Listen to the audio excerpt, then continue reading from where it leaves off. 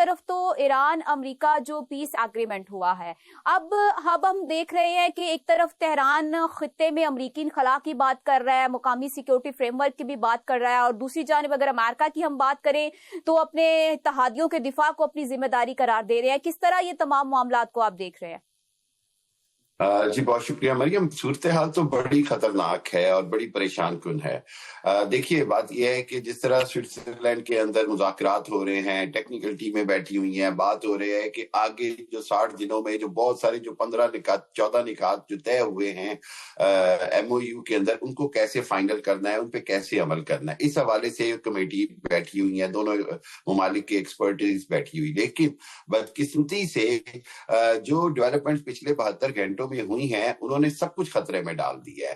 اور سب کچھ خطرے میں اس لیے ڈال رہا ہے کہ دونوں ایک دوسرے پر الزام دے رہے ہیں کہ ان کی طرف سے خلاف ورزی ہو رہی ہے اس سیز فائر کی، جنگ بندی کی. لیکن ہم سب جانتے ہیں کہ جب تک لبنان کے اوپر جو اسرائیلی فوج کا قبضہ ہے، اور جس طرح اسرائیلی فوج نے چڑھائی کی ہوئی ہے ساؤتھ لبنان کے اوپر، اور اس معاہدے کے اندر شامل ہے کہ وہاں سے فوجیں نکالیں گے، تو ایک تو بنیادی بات یہ کہ امریکہ اس معاہدے پر مکمل طور پر تو عمل درآمد پہلے دن سے ہی نہیں کرا سکا.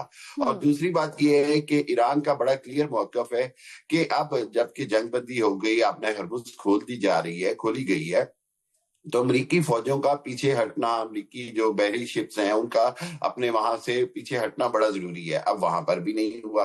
تیسری بات یہ ہے کہ ایران کی طرف سے جو تیل بردار جہاز کے اوپر الزام کیا جا رہا ہے کہ جی انہوں نے وہاں پر ان کے اوپر جو ہے وہ حملہ کیا ہے، تو اس کے اوپر بھی بہت سارے سوالات کھڑے ہو گئے کہ وہ کیوں کیا گیا، اس کی وجوہات کیا تھی. اب جو صورتحال بن رہی ہے، ایک طرف سے صدر ٹرمپ جو ہیں وہ وہی انداز اختیار کر رہے ہیں جو جنگ کے شروع میں تھا کہ ایران کو ہم مٹا دیں گے، ایران کے خلاف ایران کو سبق سکھایا جائے گا، ایران کو مجبور کیا جائے گا کہ وہ معاہدے پر عمل کرے.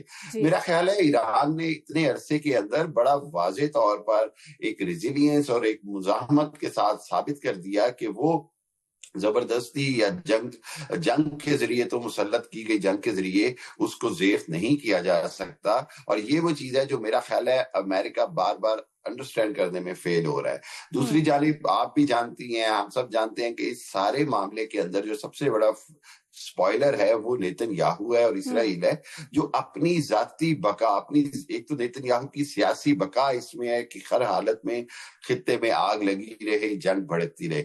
دوسری جانب اس کے الیکشنز ہیں، تیسری جانب اس کا وہ جو گریٹر اسرائیل کا جو منصوبہ تھا وہ خطرے میں ہے. چوتھی بات یہ ہے کہ پہلی بار تاریخ میں یورپ اور ویسٹرن ورلڈ نے خود کو اسرائیل کی حمایت سے علیحدہ کیا. اور آخر کار ابھی ہم نے دیکھا پچھلے ہفتہ پہلے تک کہ خود پریزیڈنٹ ٹرمپ اور جے ڈی وینس بھی نیتن یاہو سے سخت نالا نظر آئے. تو اس صورتحال کے اندر اسرائیل نے جس انداز میں دوبارہ سے مس انڈرسٹینڈنگز کریٹ کی ہیں ایران اور امریکہ کے درمیان، دوبارہ سے عرب ممالک کو بیچ میں گھسیٹنے کی کوشش کی جا رہی ہے، ان کے جو اڈے ہیں ان کو ایک بار پھر متنازع بنانے کی کوشش کی جا رہی ہے، امریکن اڈے جو ہیں. تو یہ صورتحال خطرناک ہوگی. میرا خیال یہ ہے کہ اگر اس کو ابھی سے نہ سنبھالا گیا اگلے 24 سے 48 گھنٹوں میں، تو جو پورا معاہدہ ہے وہ مکمل طور پر خطرے میں ہے. اور ایم او یو کا اس وقت ختم ہونا جو ہے وہ بلا شبہ انتہائی خطرناک ہوگا. دوبارہ جنگ شروع ہو سکتی ہے اور اس کو پھر روکنا بہت مشکل ہوگا. پاکستان نے جو کردار ادا کرنا تھا وہ میں سمجھتا ہوں تاریخ میں سب سے اہم کردار ادا کیا ہے.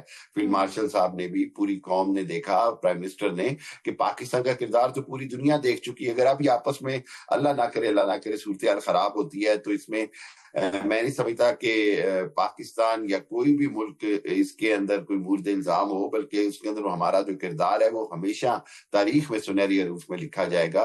اور ہم تو کوشش کرتے رہیں گے، لیکن اگر صورتحال خراب ہوئی تو اس کا ذمہ دار اسرائیل اور امریکہ ہوگا. اور obviously ایران اس کو ریٹیلیٹ کر رہا ہے. ایران کسی بھی حالت میں ہتھیار ڈالنے کو تیار نہیں، چاہے وہ یورینیم کا معاملہ ہو، چاہے وہ ڈرون ٹیکنالوجی ہو، چاہے وہ بیلسٹک میزائلز ہو. ٹھیک ہے حامد صاحب، کویت اور بحرین دونوں نے ایرانی حملے کو جو ہے اپنی خود مختاری پر جو ہے حملہ قرار دیا ہے، تو کیا ایران اپنے جو ممکنہ اتحادی تھے اب اس تمام معاملے کے بعد ان کو بھی کھو رہا؟ देखिए मरियम, बात यह है कि यही जो बात मैंने अभी आपसे कही कि यही इसराइल की और अमेरिका की पहले दिन से कोशिश है कि किसी भी तरह से ईरान और अरब ममालिक को आपस में लड़ा दिया जाए। उसमें सऊदी अरब और ईरान को लड़ाने में वो नाकाम हुआ, उसमें पाकिस्तान का बहुत बड़ा किरदार है। पाकिस्तान ने समझाया और पाकिस्तान ने मैं समझता हूँ कि बड़ा बर वक्त उसके अंदर इंटरफियर किया। इसी तरह कतर और ईरान को लड़ाने की कोशिश हुई, वहां पर भी इनको नाकामी हुई। अब बहरीन और कुवैत का मामला यह है कि जो अमेरिकी जितने अड्डे ऑपरेट हो रहे हैं वो बहरीन, कुवैत और यूएई से हो रहे हैं, और जब वो ऑपरेट होके वहां से अटैक शुरू करते हैं, इनिशिएट करते हैं, तो ईरान लॉफुली उसको कहता है जी कि मैं सिर्फ उन अड्डों को या उन जगहों को निशाना बना रहा हूं जहां से अमेरिका हम पर हमले कर रहा है।